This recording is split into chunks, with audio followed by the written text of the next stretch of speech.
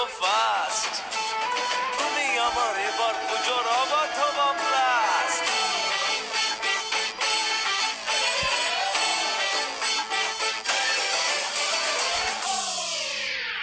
এবার কেন অন্যরকম পুজো, আগের বছর ছিলাম কোথায় দুজন, চতুর্থীতেই পাক না কেনা শুরু, মনের মালিক আসল নাটের গুরু।